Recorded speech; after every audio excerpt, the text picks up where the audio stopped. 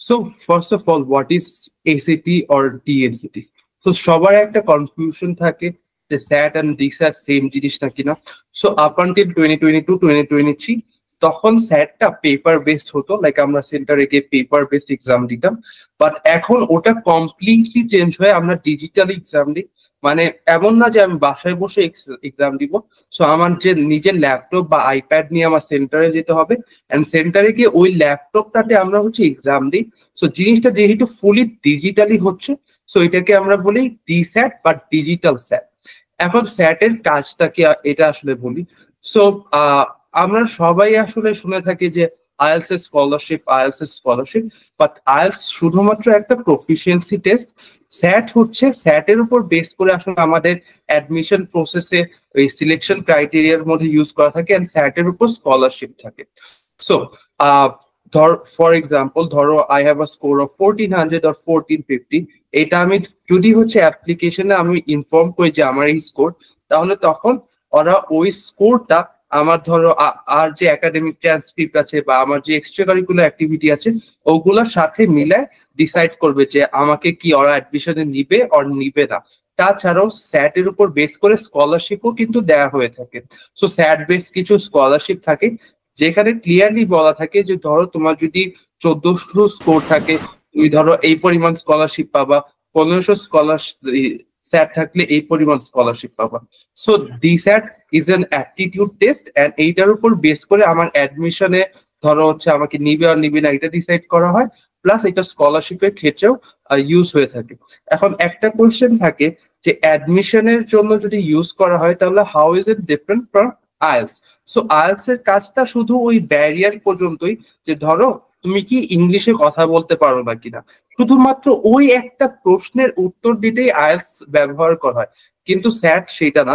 স্যাট তুমি স্টুডেন্ট হিসাবে কিরকম, তুমি কি আমাদের কলেজে এত রিগারাস একটা এনভায়রনমেন্টে সার্ভাইভ করতে পারবা নাকি না, তোমাকে কি আমরা লাইক তুমি কি এতই ট্যালেন্টেড যে তোমাকে আমি স্কলারশিপ দিব, তোমাকে আমি টাকা পয়সা দিব।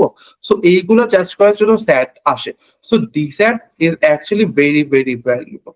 এখন ডিস্যাটের স্ট্রাকচার নিয়ে আমরা একটু কথা বলি। স্যাটের দুইটা পার্ট আছে, একটা হচ্ছে ম্যাথ এন্ড একটা হচ্ছে ইংলিশ। দুইটার মধ্যেই 800 এন্ড 800 করে স্কোর, তো টোটাল 1600 মার্কে এক্সাম হয়ে থাকে। এখন সবার আগে আমি একটা জিনিস একটা কনসেপ্ট ক্লিয়ার করে রাখি। যখনই আমি বলি এখানে 800 মার্ক ম্যাথের উপর, অনেকের মাথায় এই জিনিসটা আসে যে আচ্ছা এখানে হয়তো লাইক এইটার উপর বেস করে এত টাকা স্কলারশিপ, হয়তো এটা সায়েন্স বেসড, হয়তো এই জায়গায় অনেক অ্যাডভান্সমেন্ট। বাট এরকম কিছুই না। লিটারেলি ক্লাস 6 7 8 9 এর বেসিক নিয়ে ঘুরায় ফিরায় প্রশ্ন করে, হাতে গোনা 1 2টা সায়েন্সের টপিক আছে, বাট ওইগুলো এত বেশি ছোট যে তোমাদেরকে যদি 1 ঘন্টা বোঝানো হয় 1 ঘন্টার মধ্যে ওই টপিক গুলা বুঝে যাবা। সো এসিটির ম্যাথ সেকশনটাই আসলে সবচেয়ে বেশি ইজি। এখানে তুমি সায়েন্স হও, কমার্স হও, আর্টস হও, যে ব্যাকগ্রাউন্ডেরই হও না কেন, সবার জন্য এটা ইজি। জাস্ট একটু প্র্যাকটিস করতে হবে। এখানে তোমার অ্যালজেব্রার কোয়েশ্চেন আসে, জিওমেট্রির কোয়েশ্চেন আসে। আমরা যদি একটা মক দিই, ধরো অ্যালজেব্রার কোয়েশ্চেন, অ্যালজেব্রা যে ইজি কোয়েশ্চেন লিটারালি এই টাইপের প্রশ্ন আসে। ধরো 6 + 18x = 120, what is the value of x? খুবই ইজি প্রশ্ন। জিওমেট্রিরও ধরো হচ্ছে তোমার ওই যে সমবাহু সমদ্বিবাহু, ওগুলা ওগুলা যে সূত্র আছে, ওগুলা যে শর্ত আছে, ওগুলা থেকে ঘুরায় ফিরায় কোয়েশ্চেন করে। তারপর হচ্ছে তোমার মিডিয়ান, মিন মানে কি অ্যাভারেজ, মিডিয়ান মানে কি মধ্যক। সো এগুলা কিন্তু আমরা সেই ক্লাস 4 5 পড়ে আসছি। ঘুরে ফিরে ওইগুলা থেকেই আসলে প্রশ্ন করে। হ্যাঁ, আমি বলবো না যে সবই ইজি। 800 যদি স্কোর করতে হয়, লাইক আমাদের সবারই এম থাকা উচিত ম্যাথে অ্যাটলিস্ট 800 তে 800 স্কোর করা। সো 800 তে 800 ম্যাথে স্কোর করার জন্য আমাদের একটু কষ্ট করতে হবে, একটু বেগ পাইতে হবে। বাট এই যে দেখো তোমার লাইক 500 600 লাইক 600+ তুমি ইজি পেয়ে যাবে। তুমি যদি 2 দিন ভালো মতো ম্যাথ করো, তুমি চাইলেও 500 নিচে লাইক আনতে পারবে না। So math kind of easy. এখন ইংলিশ পার্টের কথা যদি বলি, রাইটিং পার্টে কি থাকে, ধরো পাঞ্চুয়েশন। হ্যাঁ, পাঞ্চুয়েশন ওটাকে বাউন্ডারিজ বলে স্যাটে। সো ওখানে ধরো ফুল স্টপের রুল, আমরা কিন্তু আসলে ফুল স্টপ বা সেমিকলন কমা এগুলোর রুলগুলো কিন্তু আমরা ঠিকভাবে জানি। ওগুলারই অ্যাকচুয়াল কারেক্ট যে তোমার ইউজেস আছে ওগুলো আমরা স্যাটে শিখবো, এন্ড ওই রুলস গুলার ইউজ করে আমার বাউন্ডারিজ এর কোয়েশ্চেন হবে। তারপর ট্রানজিশনের কোয়েশ্চেন থাকে, ধরো ওই যে আমরা লিঙ্কার ইউজ করি না, অ্যাডিশনালি, হাউএভার, দেয়ার ফোর, এইগুলা কিন্তু তোমার যেমন হাউএভার, কন্ট্রাডিক্ট। হাউএভার যদি আমি একটা লাইনে বসাই, তার মানে আগের লাইন এন্ড যে লাইনে হাউএভার বসছে ওই দুইটা লাইন কন্ট্রাডিক্ট করতেছে। সো এইরকম মিনিং বুঝে বুঝে আমাদের ইউজেস লাইক বসাইতে হবে। এটা হচ্ছে রাইটিং কোয়েশ্চেন। নোটস প্রশ্ন আছে, ওটা আরো সহজ।